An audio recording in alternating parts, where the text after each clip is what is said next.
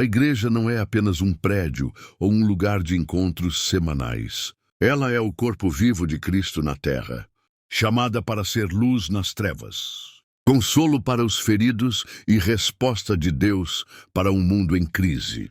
Descubra nesta mensagem o verdadeiro motivo pelo qual a igreja foi levantada.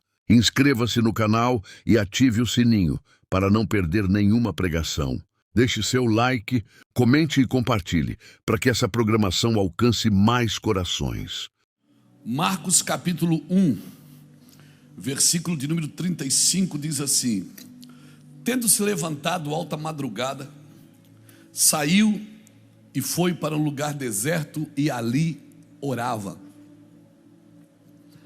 Procuraram-no diligentemente Simão e os que com ele estavam. Tendo-o encontrado, lhe disseram: Mestre, todos te buscam. Jesus, porém, lhe disse: Vamos a outros lugares, a povoados vizinhos, a fim de que eu pregue também ali, pois foi para isso que eu vim. Foi para isso que eu vim. Então foi a toda a Galileia, pregando nas sinagogas deles e expelindo os demônios.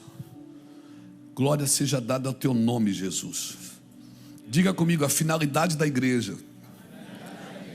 Irmãos, o Senhor tem ministrado aos nossos corações. Nós temos falado muito aqui no Mevan. Qual a finalidade da igreja? Irmãos, eu vejo muitas pessoas pregando a Bíblia, e eu não estou aqui para falar dos meus irmãos. Prega a Bíblia, mas não prega Cristo. Cristo é a finalidade da igreja. Cristo é a mensagem da igreja. A gente pode rechear a mensagem, fica bonito, né? Quando a gente põe umas frases legais, quando a gente põe experiências pessoais, quando a gente põe coisas que a gente experimentou na vida cotidiana. Mas a mensagem do evangelho, dos púlpitos da igreja do Senhor é Cristo. Cristo em vós é a esperança da glória. Eu sempre digo aqui para nós que nós devemos falar muito de Cristo, pouco de mim e nada dos outros. Então, o sucesso para mim na vida cristã está em falar muito de Cristo, pouco de mim e nada dos outros. Pessoa que vive assim, certamente ela vai andar no Senhor. Outra coisa que nós temos aprendido nesse tempo é que nós precisamos de uma renovação na nossa mente. Ou seja, nós podemos falar de coisas contemporâneas sem perder os fundamentos eternos. Nós podemos falar de coisas, por exemplo, eu sou bisneto de um homem que era crente.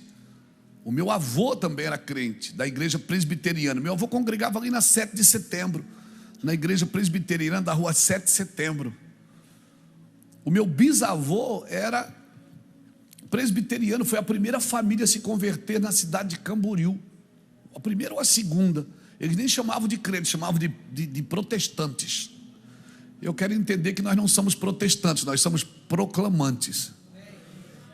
Amém? Só que a forma deles aplicar o evangelho era outra, a movimentação era outra, né? Eles faziam cultos em casa, eles davam um folhetim nas ruas, nós botamos vídeo na internet. Então a movimentação mudou, mas os fundamentos não mudam, não transicionam.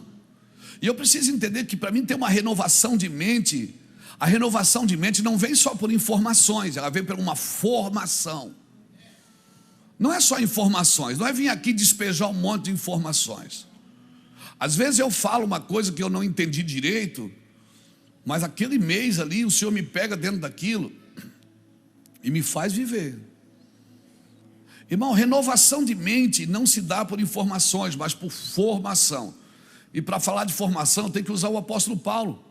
Gálatas 4,19, quando o apóstolo Paulo diz assim: meus filhos, de quem de novo eu sofro dores de parto, até que Cristo seja formado em vós. Paulo está dizendo o quê? Eu estou sentindo dores de parto de novo pelo mesmo filho. Então, quando você quer formar o caráter de Cristo em alguém, isso não é possível sem a ajuda do Espírito Santo. Só o Espírito Santo pode ajudar a formar o caráter de Cristo em alguém. Isso não vem só por informações, não vem só por leitura, não vem só por estudos. Tudo isso é importante, mas isso não fecha o parênteses, não fecha a conta. A formação é você gerar na outra pessoa o caráter de Cristo, você ajudar ela. Paulo disse: meus filhinhos, por quem de novo, ou seja, ele já tinha sentido essa dor de parto. Uma mulher que vai ganhar um filho, ela tem dor de parto do filho, mas ela não sente dor de parto pelo mesmo filho toda semana, todo mês. Quando Paulo diz: eu estou de novo sentindo dores de parto por vocês, até que Cristo seja formado. Quando você quer trabalhar na formação de alguém, você vai ter angústia por aquilo, você vai ter sofrimento por aquilo, você vai ter dor por aquilo, porque vir aqui informar é fácil. Eu abro a Bíblia, eu já estudei a Bíblia toda, já li ela de capa a capa, conheço geograficamente, historicamente, arqueologicamente não conheço porque não estudo, mas eu conheço as Escrituras, mas não é as Escrituras que eu tenho que conhecer, de quem as Escrituras estão falando. Porque se eu só conheço as Escrituras, mas eu não conheço de quem ela está falando, eu vou ser um homem letrado, um homem informado, mas eu não vou ser um homem que vai ajudar a formar a vida de ninguém. Para mim ser formado, alguém sofreu pela minha vida, você acredita nisso? E eu não estou falando de Jesus agora. Alguém sofreu para me ser formado. Eu me lembro quando eu usava drogas há 30 anos atrás, o meu pastor cansou de ir na boca me buscar. Aí assim chamava ele, ia lá na frente da casa dele, não tinha telefone, não tinha celular, estava aqueles tijorola, né? Lembra dos Motorola, tijorola desse tamanho? Aí assim, pastor, o Luiz não voltou para casa. Ele ia lá na boca, assim, o Luiz está aí, o Mino está. Aí ele disse: Luiz, vamos embora, meu filho, isso aí não é para ti, meu filho. Levava eu para a casa dele. Então ele chorou por mim, alguém sofreu por mim. Então, para formar a vida de alguém, você vai ter que contribuir com a sua vida. Amém? É isso que o Senhor espera da liderança, é isso que o Senhor espera de um pastor. Não seja então um pastor de informações, seja um pastor de transformação. Eu me lembro quando, vou usar a figura do pastor Fernando, que ele está aqui do meu lado. O pastor Fernando estava aqui, ele era pastor aqui da igreja, pastor de ensino, foi pastor de jovem, quando ele era jovem, faz tempo, né? Ele foi pastor de ensino, viajou, estudou. Mas quando ele foi pastorear uma igreja, um dia nós estávamos conversando e disse: pastor, estou experimentando coisas que eu nunca experimentei, ajudar pessoas que eu jamais imaginei que eu poderia fazer daquela forma. Por quê? Porque agora ele estava pastoreando. Então assim, as coisas começaram a bater na sua porta. Não é assim, Fernando? Não foi assim? Coisa boa é quando tem alguém na frente para resolver, mas quando é você que tem que resolver, não é assim? Então o Fernando estava contando para mim as experiências que ele está tendo, né? Que ele teve lá no começo, está tendo ainda e vai ter o resto da vida, como eu, como todos aqueles que pastoreiam uma igreja, né? Porque agora a gente não é mais pedra, é vidraça. Eu não é. Coisa boa é quando tem alguém na frente que a gente pode discordar, a gente diz: eu não concordo. Mas quando você que está na frente, vai ter um monte de gente também: eu não concordo. Isso é o quê? Protetivo. Isso é para te ajudar. Isso é para te empurrando para a finalidade do seu nascimento. Por que eu nasci? Por que Deus me chamou? Por que eu estou aqui na frente com o microfone na mão? Qual é o objetivo da minha vida? Irmão, porque senão eu vou ficar abrindo todas as portas, entrando em todos os caminhos. Então Paulo está dizendo: eu estou sofrendo a dor de novo pelo mesmo filho. A dor de novo para formar, não para informar, porque informar não dói. Informar você se envolve, mas não se compromete. Agora, quando você pastoreia com compromisso, você vai se comprometer, mesmo que você não pode ajudar aquela pessoa, mas você tem dor por ela. Tem pessoas que a gente não consegue tocar, tem pessoas que a gente não consegue transformar, porque ela não quer transformação. Ela quer ajuda a partir da necessidade dela, não a partir da verdade de Cristo. Então, como líderes, nós precisamos aprender a ver o ruim no meio do bom, mas a gente também tem que aprender a ver o bom no meio das coisas ruins. Amém? Esse olho clínico só o Espírito Santo pode dar, irmãos. Por isso que a Bíblia diz: se teus olhos forem bons, todo o teu corpo andará abençoado. Mas se os teus olhos forem maus, o que é que ter um olho bom e um olho mau? É você conseguir ver coisas boas no meio de coisas ruins. Porque quando a gente só consegue ver coisas ruins no meio de coisas boas, é zeloso, ok? Mas a gente também precisa ver coisas boas no meio de coisas ruins, porque tem muita coisa ruim no meio de coisa boa. Amém? Tá aqui na igreja não é uma coisa boa, mas tem muita coisa ruim no meio da coisa boa. Tem ou não tem? Amém, irmãos? E nós precisamos olhar com os olhos de Cristo. Como pastores e líderes, nós precisamos ter esperança nas pessoas. Nós precisamos encorajar as pessoas a olhar para elas como Deus olha, não como o mundo olha. Porque senão, irmãos, nós não vamos conseguir. Tem pessoas que entraram em alguns casulos e alguns buracos que elas não conseguem sair sozinhas. Então você tem que ir lá e ajudar ela, encorajar ela, te dizer: olha, você foi criado por Deus para um propósito. Não, eu não vou, eu não presto, pastor. Você pode até dizer: eu sei que você não presta, mas Deus te chamou para algo e eu quero te ajudar a descobrir isso. Então, como líderes, nós precisamos aprender a ver o ruim no meio do bom. Isso é fácil. Agora, ver o bom no meio do ruim não é fácil, irmão. Você precisa estar quebrantado e com os olhos cheios de misericórdia. Então o Fernando estava contando as experiências dele para mim, de estar na frente de uma igreja e ter uma visão diferente daquilo que tinha quando dirigia um ministério. Porque é diferente, irmãos. É diferente.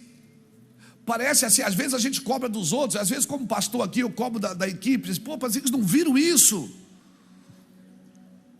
Mas essas flores rosa aqui é porque teve culto de mulheres essa semana, viu?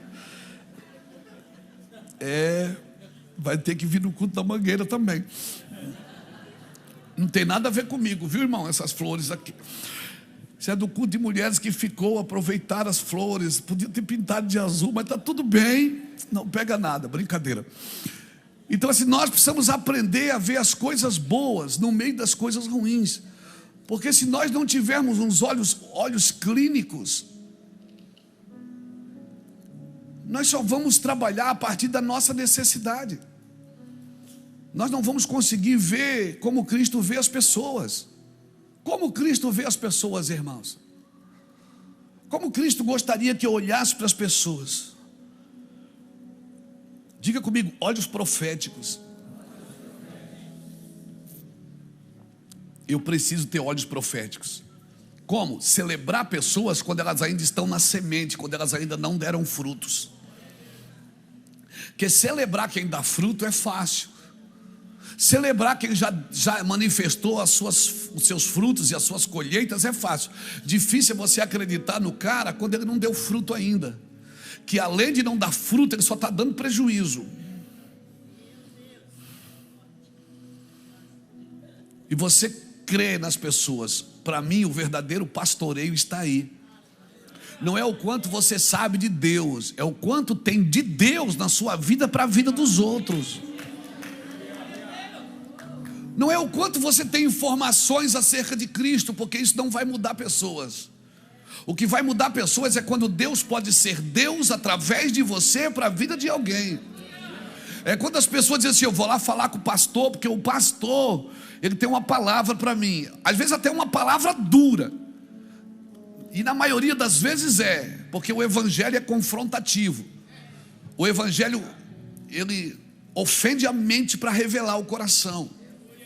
Isso que é evangelho. E por isso eu e você precisamos de olhos proféticos. Você vai ver na decorrência de Cristo na terra, Cristo investiu em muitas pessoas que não estavam dando fruto. Olha para a turminha de Jesus: pescadores frustrados, gente incrédula, tinha até um zelote lá, um Che Guevara tentando fazer uma revolução, Judas Iscariote, e Jesus investiu na vida desse povo, irmãos. Investiu na vida de gente incrédula, de gente teimosa, investiu na sua.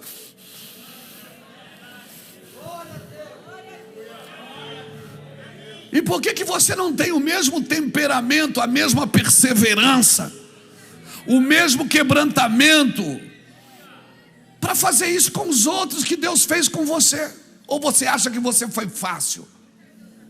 Ou você acha que você é fácil para Jesus?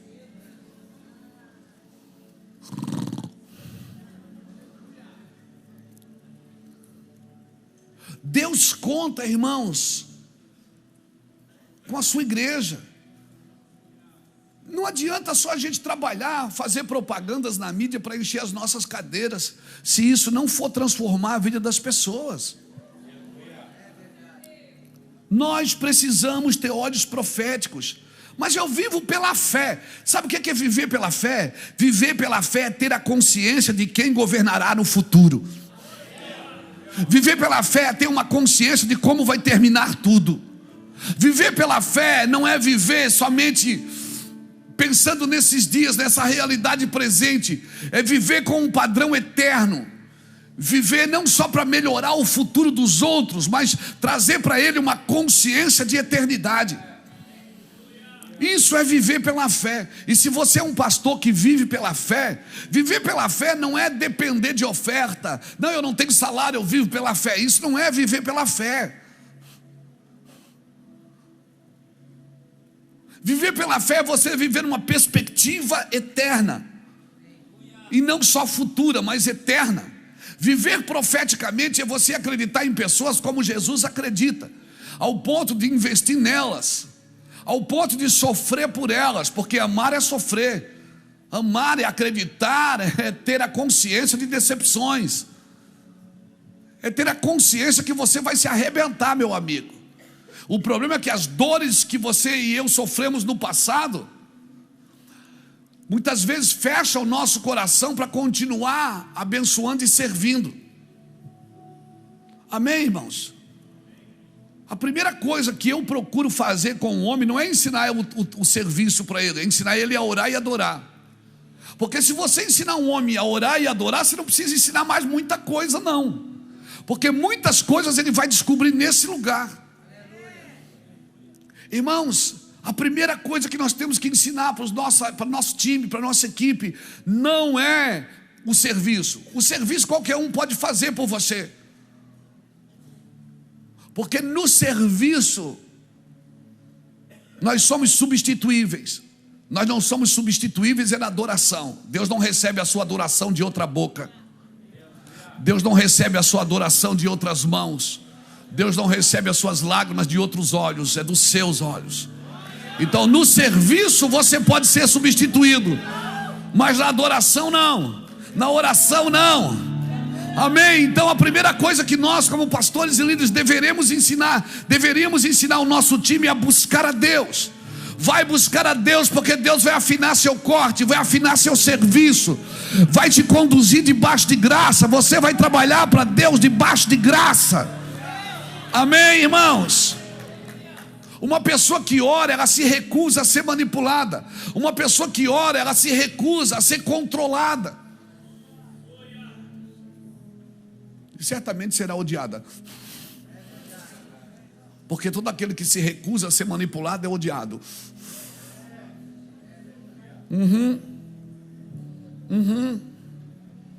Então não adianta bater no peito e dizer: eu odeio a falsidade. Tem gente que a gente conversa e diz: eu odeio a falsidade. Mas também não é verdadeiro. Eu odeio esse comportamento. Passa dias, está fazendo igual. Então o meu recado para a gente aqui nessa manhã é: vamos buscar a Deus, irmãos, enquanto se pode achar. Vamos buscar a Deus enquanto se está perto. Amém, querido? Ah, pastor, mas é uma luta. Ei, querido, o diabo não ataca você porque você é fraco. Ele ataca porque você é uma ameaça. Você é um problema.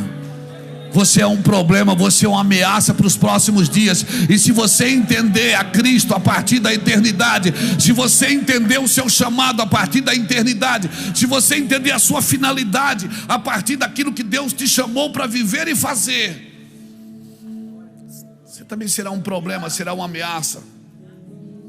Aleluia. Então, por favor, procure estar no lugar que Deus te colocou. Porque você pode ser bom pra caramba, mas você está no lugar errado, você é inútil. Você se torna inútil estando no lugar errado. Não, por favor. Como eu disse, nós talvez sejamos a última geração que matou um leão e um urso sem ligar uma câmera. Porque leão e urso, quando Davi matou, não tinha plateia. Quando ele matou o gigante, já tinha plateia. Então é bom matar, mas quando tem plateia para reconhecer. E quando não tem plateia para reconhecer, quem nós somos quando não tem ninguém para reconhecer? E parece que a gente entregou para os outros o controle do nosso interior e do nosso coração. Por isso que é os outros. Se eles aplaudem é porque eu estou bem, se eles criticam é porque eu estou mal. Por quê? Porque você entregou para os outros o controle das suas emoções, da sua vida. E não, querido, essa não é a ideia de Deus. Nós precisamos ser líderes curados, porque nós precisamos trabalhar para curar ambientes, curar pessoas. Como eu vou curar uma pessoa se eu não sou um líder curado, irmãos? E como é que eu sei quando eu sou um líder curado? Quando alguém me critica, eu digo, beleza. Quando alguém me corrige, eu digo, está tudo bem. Quando eu tento me defender de algumas coisas que eu fiz, certo ou errado, cada um vai enxergar você com os olhos que tem. E o que as pessoas pensam de você não é da sua conta. Amém? Amém? Teve um homem que pediu para Deus: Deus, mata esse cara que está me perseguindo. E Deus disse: tudo bem, eu tiro ele, mas escolhe outro. Porque você acha que ele está te perseguindo, isso é proteção para a sua vida. Eu estou furando o seu balãozinho para você não se tornar alguém impossível, para você não se tornar alguém soberbo, prepotente. Ah, meu irmão, aleluia. A minha oração é que Deus nos torne pastores melhores, pastores segundo o seu coração. E pastores segundo o coração não fazem tudo certo. Pastores segundo o coração de Deus são homens corrigíveis, são homens humildes, são homens expostos a ataques, expostos à crítica, expostos ao sol e à chuva. Seja um homem ou uma mulher exposto. Você é humilde. Você não está guerreando com nada. Você não tem expressões. Como a humildade vai se expressar na sua vida? Porque certamente eu não concordo com você em algumas coisas, certamente você não concorda comigo, e não tem problema nenhum nisso, está tudo certo. O problema é como nós reagimos com aquilo que não concordamos. Deus está formando a sua igreja, e eu vou dizer uma coisa para você. Hoje você chega no restaurante, abre o menu e come o que você quer, pede para o garçom: eu quero isso, aquilo e aquilo ali. Mas agora, nesses dias, o prato da igreja é a moda da casa. Ninguém mais escolhe o que comer, não, meu filho. O prato agora da igreja é Cristo em vós, é a esperança da glória. Cristo em vocês é a esperança da glória. Cristo em mim é a esperança da glória. Sabe o que eu vejo? É muito sentimento, é muita impressão. Eu estou sentindo isso, eu estou nessa impressão, eu estou sentindo aquilo, eu estou tendo essa impressão. Irmão, a comida agora é a moda da casa. Amém? Mas eu não gosto, mas é necessário comer isso. Tudo que é saudável não tem gosto. Irmão, eu tomo café sem açúcar. Pensa no primeiro mês. Pensa no primeiro mês. Foi terrível. Foi terrível. Aí ele assim dizia: bota um pouquinho só, amor. Eu digo: não, eu vou tomar sem açúcar. Macho.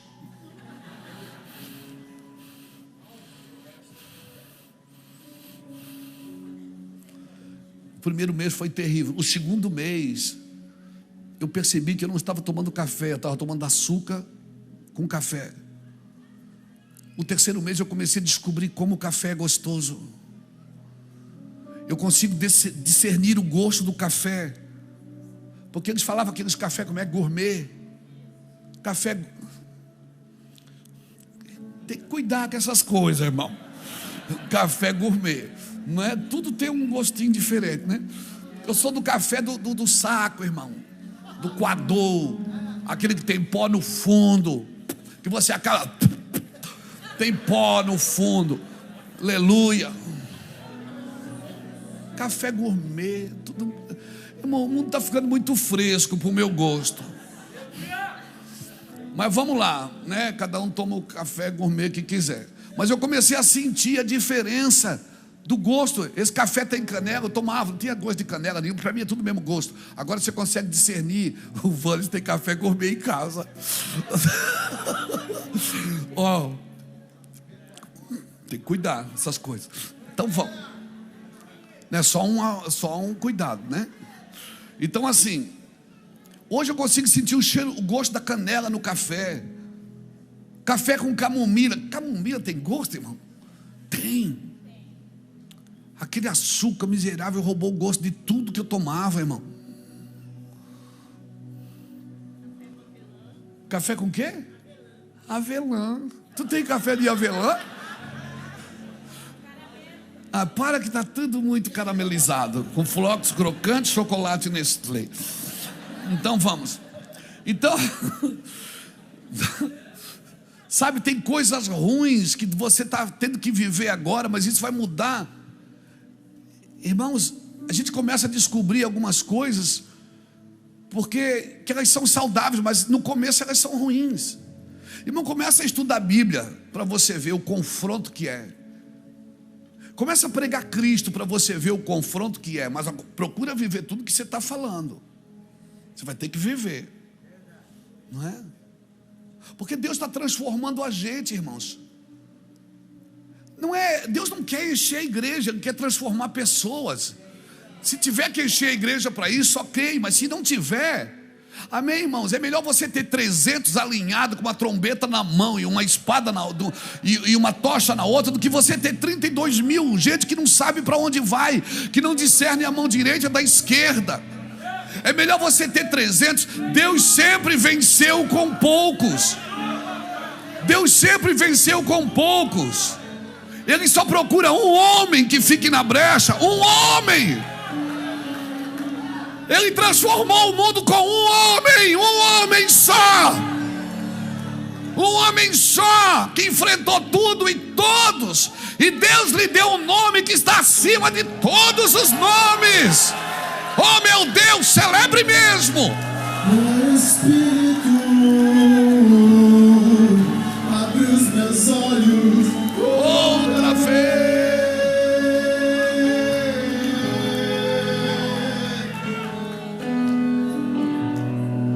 Eu quero ver a beleza de Deus no Filho. Sim, sim, sim, sim. Aleluia. Aleluia. O Espírito abre os meus olhos outra vez. Diga comigo, olhos proféticos. Diga comigo, olhos proféticos. Vou te falar uma coisa. Se José não tivesse olhos proféticos, não tivesse entendido a profecia, seria um homem angustiado, um homem rancoroso. José um dia estava diante dos irmãos, ele se revelou para os irmãos, e ele disse para os irmãos: fique tranquilo, eu não vou matar vocês, vocês fizeram mal para mim, mas Deus transformou em bênção, e me trouxe na frente para guardar vocês com vida. Sabe o que é que José entendeu? Ele entendeu a dor, entendeu a perseguição, entendeu o sofrimento. Uma mente que só vive se lamentando, um homem que só vive se lamentando pelas suas dores, não cresce, irmãos. Sua mente não cresce, ela vive lambendo feridas a vida inteira. Se solte disso, meu irmão, e aprenda a finalidade de Deus para a sua vida. Aonde botava José dava certo. Se botasse ele no estacionamento da igreja, todos os carros ficavam retinhos, irmão. Se botasse ele na diaconia, o homem arrebentava. Se botasse ele no louvor, a unção vinha. Se botasse ele para pregar, as pessoas entregavam a vida para Deus. Na casa de Potifar ele foi maravilhoso. Na cadeia ele foi maravilhoso, a ponto de ver pessoas tristes. Ele dizia: vocês estão tristes? É claro que está triste. O cara está preso, como é que não vai estar triste? E ele dizia: por que vocês estão tristes hoje? Olha o ambiente da cadeia. Porque um homem de Deus cheio do Espírito, em qualquer lugar que põe ele, o lugar é transformado, irmãos. O lugar é transformado. Botou José na cadeia, a cadeia foi transformada. Botou José na casa de Potifar, a casa de Potifar foi transformada. Botou José no Egito, o Egito foi transformado. Todo mundo passando fome e o Egito prosperando. Mas ele estava cheio do Espírito. Agora, uma pessoa que não tem o Espírito é difícil, irmãos. Se um porco tomar o castelo, o porco não vira rei, é o castelo que vira chiqueiro.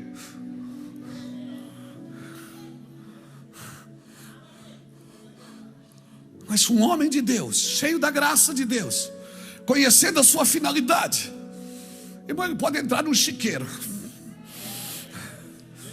Ele pode entrar num chiqueiro, mas ele diz: mas lá é muito difícil, aquela cidade é difícil, aquele lugar é uma corrupção. Pode ser o que for, se você tem o Espírito de Deus. Toda a cadeia que botaram Paulo, as portas se arrebentavam. Todo barco que Paulo entrou afundou. A guarda pretoriana se converteu quando Paulo estava ali. Por quê? Porque homens de Deus, eles são ameaças para essa geração. Oh meu Deus, você está me entendendo o que Deus está fazendo com você? Eu quero encorajar você a sair desse buraco chamado medo, chamado culpa, chamado incredulidade, chamado lamentações. Se a sua mente só lamenta, irmão, mas não chore. Olha, segundo escreveu Luiz Hermínio, não chore pelo leite derramado, continua criando a vaca, vai dar outra cria. Amém? Continua, irmãos. A Bíblia diz que da fraqueza eles tiravam força.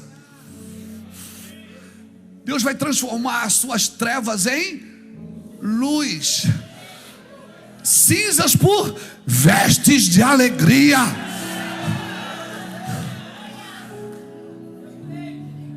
Aleluia. Pastor, mas eu tenho unção. Deus me usa. Não estou falando de uma unção ministerial, eu estou falando de uma unção pessoal. Porque tem gente que tem uma unção ministerial, o cara prega a maravilha, as pessoas aceitam Jesus, é uma festa, mas ele mesmo não é realizado, não é feliz com aquilo, parece que está carregando um fardo. Não, querido, você tem que celebrar a sua vida em Cristo. Aleluia. Você tem que celebrar. A unção ministerial, ela precisa estar bem, mas a unção pessoal também. O ministério não pode estar bem e você estar mal. E a porta é estreita mesmo, e não adianta largar a porta porque ela é estreita. Porque sabe por que ela é estreita? Porque só passa você. Seus intercessores não passam, seu pastor não passa, seu cônjuge não passa. É você. Passa você aí, seu intercessor, seu pastor, sua esposa, seu marido. Eles podem te ajudar nas horas difíceis, você ajuda eles, mas por favor, entenda isso. Entenda qual é a finalidade do seu ministério, do seu chamado. Irmão, por que você acha que Deus levou esse povo 40 anos para o deserto? Deus falou assim: eu vou tirar vocês do Egito, do sofrimento aqui, da escravidão. E a Bíblia diz que Deus tirou aquele povo num dia, 430 anos esperando. Num dia, a Bíblia diz: o Senhor tirou todos os seus exércitos. Mas eles não eram exército, eles eram escravos. Eles eram escravos nos olhos deles, mas o Senhor via o que neles? Está na Bíblia. Deus tirou no mesmo dia todos os seus exércitos do Egito. Deus não te vê como você se vê. Por que Deus disse: eu vou tirar vocês do Egito e vou levar para uma terra que mana leite e mana mel? Você viu o tamanho do cacho de uva da terra? Você viu a prosperidade da terra? Bom, até hoje você vai em Israel, você assusta. Aquele desertão e as plantações. Deus foi dando graça para esse povo. Agora, por que eles tiveram que passar a fazer um vestibular no deserto antes de entrar naquilo que Deus tinha para eles? Porque, irmãos, quando Deus te leva para um deserto, é para treinar a sua mente, o seu coração, para você entender que Deus é a sua última e única e primeira opção. Deus é a sua prioridade. Deus estava dizendo para eles no deserto: vocês vão comer porque eu vou dar. O maná vai, vocês não vão plantar, mas eu vou dar. Eu quero que vocês aprendam a conviver comigo. No meu ambiente sou eu quem faço primeiro. Então no deserto eu vou fazer. Eu vou fazer. Então eles bebiam porque Deus dava água. Eles calçavam porque a sandália crescia com o pé. Eles vestiam porque a roupa crescia. Eles comiam porque tinha maná. A água vinha da pedra. Por que Deus foi treinando a vida deles? Por quê? Porque para onde eles iam entrar tinha muita opção. E o problema de você estar num lugar que tem muitas opções é que você perde de vista as suas prioridades. Então Deus tem que me ensinar primeiro quem é a prioridade, para depois me colocar em lugares de opções. Então eu tenho que aprender qual é a minha prioridade. Depois Deus pode me abençoar. Por quê? Porque se eu estiver num lugar de muitas opções, eu troco Deus por qualquer coisa, irmão. E por isso que você vê que tanta gente ama coisas, ama riquezas. Por quê? Agora tem gente que tem riquezas e é humilde, e é servo, e é obediente. Por quê? Porque aprendeu o que é a prioridade. Por isso, cuidado. Todos os lugares de muitas opções te ajudam, te empurram para que você perca de vista as suas prioridades. Canaã era um lugar de muitas opções, mas eles perderiam as prioridades. E quando você não tem muitas opções, você estabelece as suas prioridades. Por isso que um homem, antes de Deus abençoar ele, Deus tem que provar ele. Então, sabe, esse estreito que muitas igrejas estão vivendo, muitos pastores estão vivendo, é o treinamento de Deus para te jogar num lugar de muitas opções depois. Para quê? Para você aprender a viver com Ele. Ele é a tua finalidade. A finalidade então diga para alguém que está do seu lado: ajuste as suas intenções, para que as suas ações façam sentido. Ajuste as suas intenções. Amém, irmãos? Nós precisamos disso como igreja. Por que a gente resolveu começar a fazer o café de pastores? Para trazer uma unidade de mentalidade. E unidade de mentalidade não se dá só em pregações, mas na forma de como nós fizemos tudo na vida. Por isso que a gente resolveu começar as reuniões de café. Eu passei quinta-feira atendendo o pastor o dia inteiro, sexta-feira, ontem até de noite. Porque a gente está trabalhando no quê? Numa unidade de mentalidade. E a minha pergunta é: será que nós temos todos um único pensamento, um único sentimento, um único entendimento? Eu acredito que nem todos temos, mas porque isso é construído como? Com relacionamento. Isso não é construído com pregações. Isso é construído com relacionamento. Então o objetivo das pregações aqui é gerar na gente uma consciência, para gerar uma convivência, para nos ensinar a viver em renúncia. Então esse é o propósito. Quando Jesus diz para os seus discípulos: foi para isso que eu vim, os discípulos disseram o que para ele? Ó, tem um monte de gente te chamando, o pessoal está te esperando, o pessoal fez um culto lá, você não foi. Irmão, se eu for fazer tudo que o povo quer que eu faça, eu não faço o que eu tenho que fazer. Todo mundo quer que eu vou numa festa, no aniversário, no casamento, na primeira comunhão. Todo mundo quer que eu vou em tudo. Eu não consigo. Por quê? Porque eu tenho que ter prioridades. Não é que aquilo é menos importante, é porque não foi para isso que eu vim. Às vezes eu consigo, estando em casa eu consigo, não estando eu não consigo. Então nós vamos vivendo o movimento da igreja, mas vamos perdendo a finalidade da igreja, porque nós vamos sendo absorvidos pelas demandas, e nós vamos perdendo a finalidade. Quando disseram para Jesus: todos te buscam. Mano, não é bom ser buscado por todos? É bom ou não é?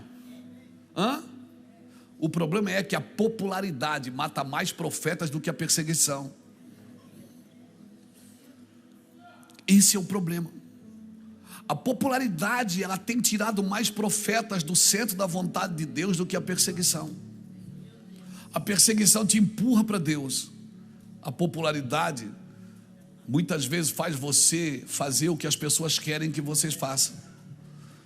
Jesus, irmãos, não investe em necessidade. Em necessidade ele supre. Ele investe em propósitos. Então não ceda à pressão de todas as vozes.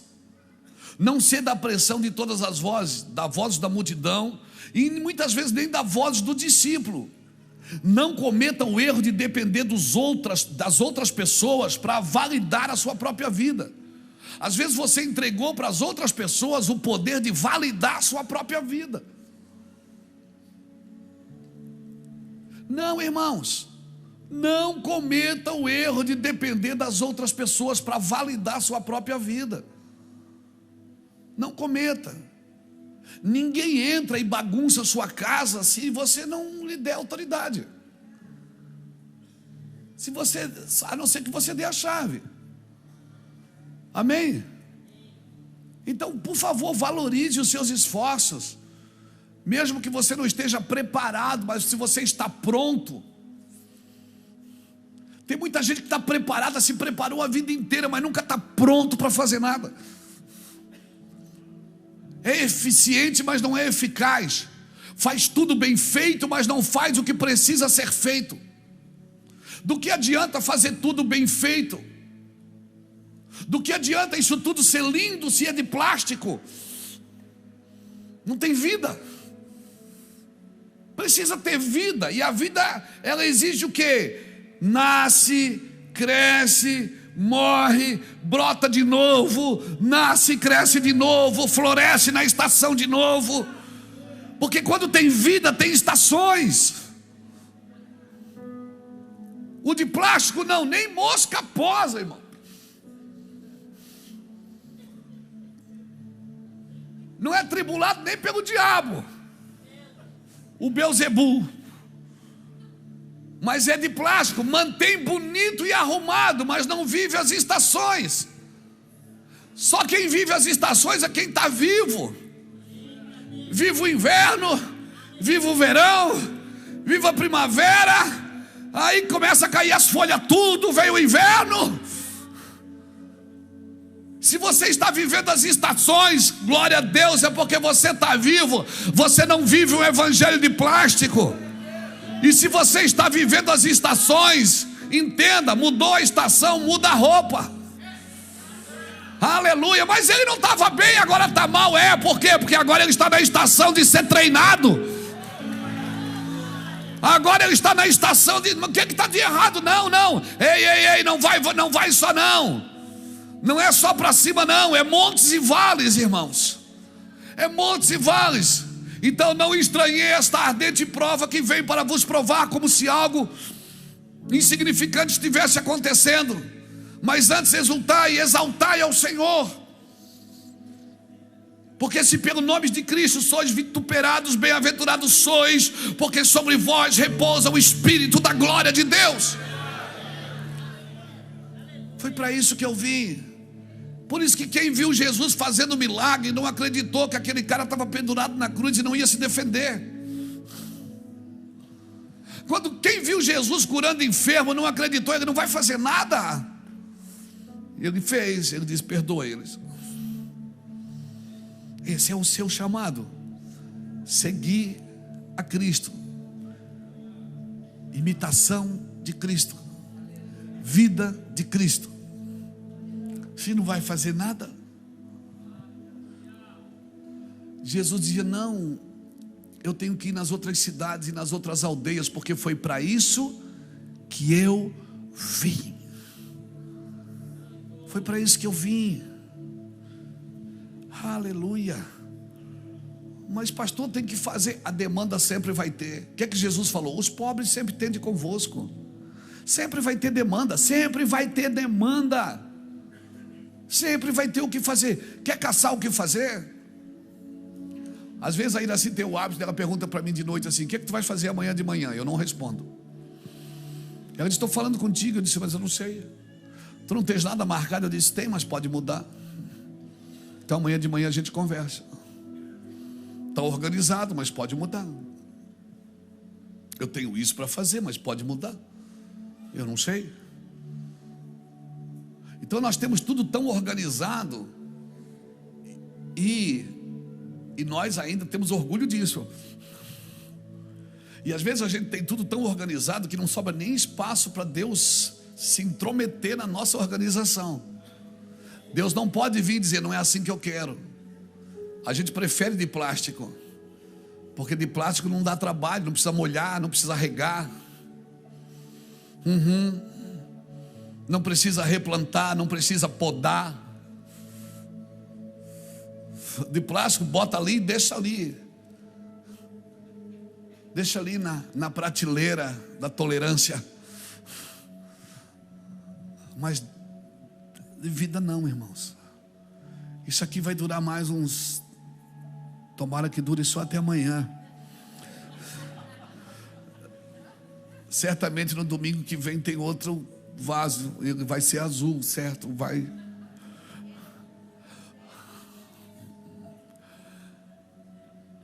E aí alguém vai perguntar: cadê aquele vaso de flor bonito?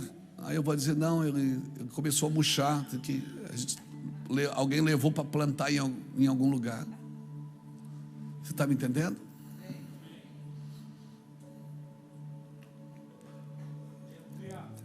Você é bem-aventurado quando você é plantado, replantado, podado, colhido, replantado de novo. E parece que está tudo indo bem, daqui a pouco desaba tudo e você recomeça tudo de novo. E tem um monte de gente na internet: mas não estava bem. Ah, se lascar, infeliz. O problema é que você se preocupa com o que os outros dizem, porque você entregou o seu interior e deu para as outras pessoas o direito de elas decidir como que você vive. Porque se você não é celebrado, você não tem vida. Não, irmão, você precisa ser humilhado primeiro, porque você vai estar diante de pessoas e você vai ter que amá-las, elas merecendo você ou não.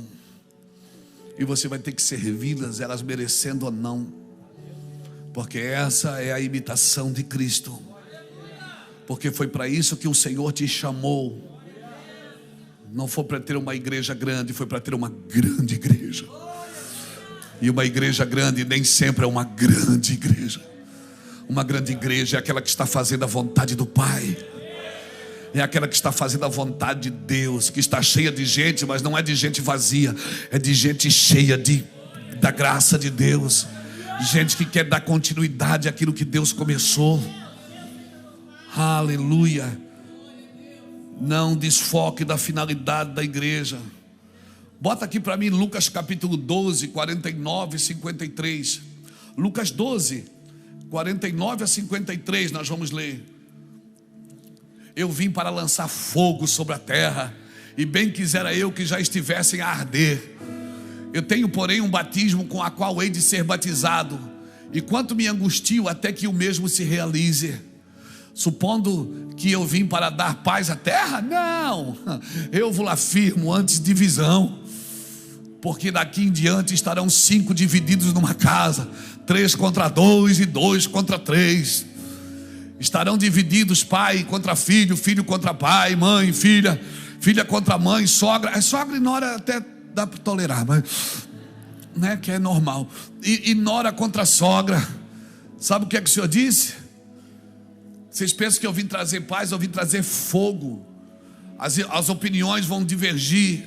As opiniões não vão... Eu vim para dividir as eras, antes de Cristo e depois de Cristo.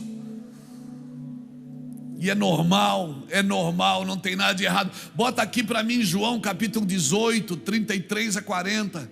João 18, 33 a 40. Tornou Pilatos a entrar no pretório, chamou Jesus e perguntou-lhe: és tu o rei dos judeus? Respondeu Jesus: vem de ti mesmo esta pergunta, ou tu disseram outros a meu respeito? Replicou Pilatos: porventura sou judeu? A tua própria gente e os principais sacerdotes é que te entregaram a mim. Que fizeste? Respondeu Jesus: o meu reino não é deste mundo. Se o meu reino fosse deste mundo, os meus ministros se empenhariam por mim, para que não fosse eu entregue aos judeus, mas agora o meu reino não é daqui. Então lhe disse Pilatos: logo, tu és rei? Respondeu Jesus: tu dizes que eu sou rei.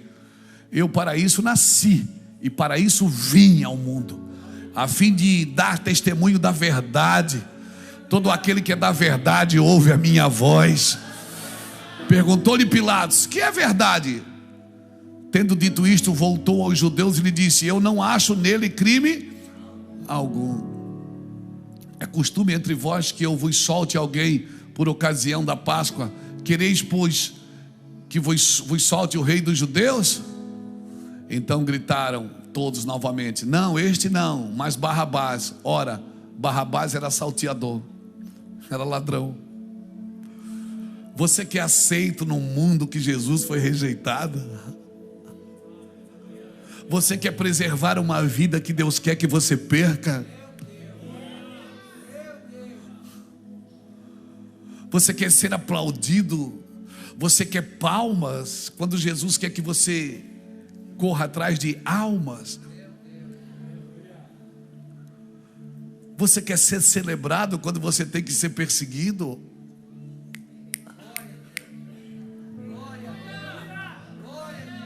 Celebre, irmãos. Irmãos, que lindo, que maravilhoso. Porque todos os anos na Páscoa, o sumo sacerdote, ele pegava um cordeiro e examinava. O cordeiro não podia ter mancha, não podia ter ossos quebrados, não podia ter uma mancha na sua lã. Então ele examinava o cordeiro e dizia: o cordeiro está perfeito para o sacrifício. E eles iam lá e sacrificavam o cordeiro. Foi exatamente o que Pilatos fez. Ele examinou Jesus e mostrou para a terra e disse: não vejo nele defeito algum. Sabe o que é que Pilatos estava dizendo? Pode sacrificar o cordeiro, ele não tem defeito algum. Então ele foi um cordeiro revisado. E ele tinha que ser revisado, não podia ser por um sumo sacerdote judeu, tinha que ser por um líder pagão. Por quê, pastor? Porque Jesus não morreu só pelos judeus. Ele morreu por essa pessoa que você não gosta dela. Ele morreu pelo paganismo. Ele morreu pelos gentios. Ele morreu por todos aqueles que um dia se dobrarão diante da sua face e dirão que o Senhor é Deus. Ele morreu. E se ele morreu por eles, por que você quer morrer só pelos evangélicos? Quem mais te persegue? É o ímpio ou é o crente?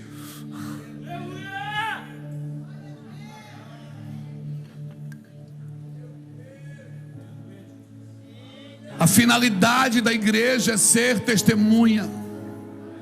Ó Deus maravilhoso, justo e fiel, Pai, graças te dou, Senhor, por mais uma oportunidade, Jesus, de poder orar, de poder clamar por cada vida, Senhor. Quero te pedir, Senhor, que o Senhor venha, Pai querido, manifestar a tua glória. Como, Senhor, outrora o Senhor manifestara, Pai, na vida desta pessoa, na minha vida. Quantas das vezes, ó Pai, o Senhor entrou com livramento, o Senhor entrou, Pai, e mudou, Senhor, o cativeiro e a história dessa pessoa. Meu Deus, faz essa pessoa novamente, Pai, sentir o teu amor, sentir o teu abraço, Senhor. Meu Deus, se estamos aqui é por causa da tua misericórdia que não nos tem consumido. Então, que essa misericórdia, Senhor, avance de encontro a esta pessoa, Senhor. Em o nome do Senhor Jesus, ó Pai, que todo mal, Senhor, venha cessar sobre esta vida. Eu sei, meu Deus, que há tempos difíceis, Senhor, e a tua palavra fala que no mundo nós teremos aflições, mas o Senhor também nos fala para que nós tenhamos bom ânimo, porque o Senhor venceu. Nós iremos vencer pelo poder da palavra, pelo poder do sangue, pelo poder do nome de Jesus. E é este nome poderoso que eu clamo em favor de cada vida. Este nome poderoso que eu clamo em favor de cada situação. Por mais adversa que seja essa situação, Senhor, o Senhor tem todo o poder de desfazer as obras malignas do inimigo. Toma, Senhor, e repreende todo o mal. Espírito Santo, conduz. Espírito Santo, que haja transformação. Deus, Espírito Santo, que haja luz nesta casa. Que haja, Senhor, paz nesta casa. Que haja portas abertas. Que haja, Senhor, meu Deus, a providência sobre estas vidas, Pai. Eu peço a Ti, Senhor, em nome do Senhor Jesus, ó Deus, para cada um, Pai. Eu não posso retribuir nada. Oh Deus, o homem é tão limitado, mas o Senhor pode fazer, Pai, com que essa pessoa viva o sobrenatural. É o que eu te peço, em nome de Jesus, amém? Vocês que estão sempre ligadinhos aqui conosco, você que ouviu pela primeira vez, eu peço a você, se inscreva no nosso canal, ative o sininho para que você receba as notificações, curta, compartilha com alguém que precisa desta palavra, que precisa dessa oração, em o nome do Senhor Jesus, e comente também, peça sua oração. Deus é contigo, Deus abençoe, em nome de Jesus, amém? Deus abençoe. Inscreva-se no canal e ative o sininho para não perder nenhuma pregação. Deixe seu like, comente e compartilhe para que essa programação alcance mais corações.